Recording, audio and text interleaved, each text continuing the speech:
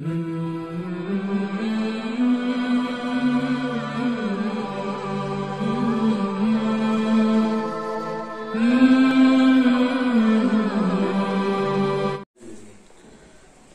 الله الرحمن الرحيم. عن ابي هريره رضي الله تعالى عنه قال قال رسول الله صلى الله عليه وسلم من تاب قبل ان تطلع الشمس من مغربها تاب الله عليه. رواه مسلم.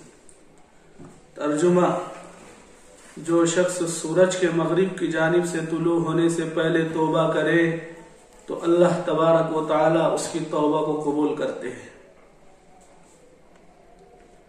افادات حدیث: اس حدیث کے اندر بندوں کو متنبہ کیا گیا ہے کہ اللہ تبارک و تعالی کی رحمت ہر حال میں برستی ہے جبکہ وہ اس سے مانگے.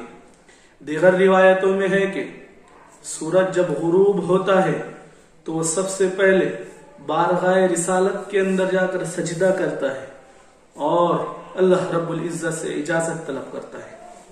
جب اجازت دی جاتی ہے تو پھر وہ غروب ہو جاتا ہے.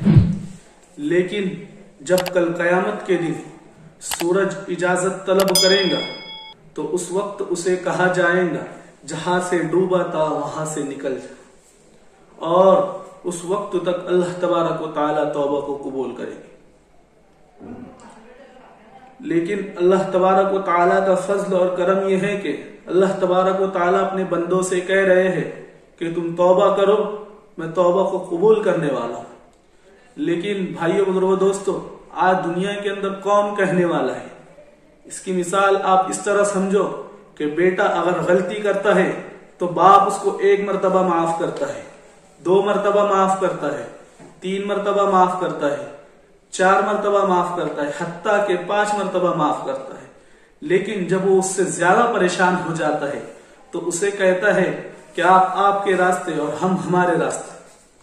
لیکن اللہ تبارک و تعالی ستار ہے، وہ ستاری کا معاملہ کرتا ہے. وہ غفار ہے، غفاری کا معاملہ کرتا ہے. وہ رحمان ہے، رحم کا معاملہ کرتا ہے. وہ ہم تمام سے 70 ماؤں سے زیادہ پیار کرتا ہے، محبت کرتا ہے. وہ کہتا ہے کہ جب جب میرا بندہ توبہ کرے گا میں اس کی توبہ کو قبول کروں. میرے بھائیو بزرگو دوستو، آخر میں اللہ تبارک و تعالیٰ سے میں دعا کرتا ہوں کہ اللہ تبارک و تعالیٰ ہم تمام کو توبہ کرنے کی توفیق نصیب فرمائے اور کہنے سننے سے زیادہ عمل کرنے کی توفیق عطا فرمائے. وآخر دعوانا الحمد للہ رب العالمین.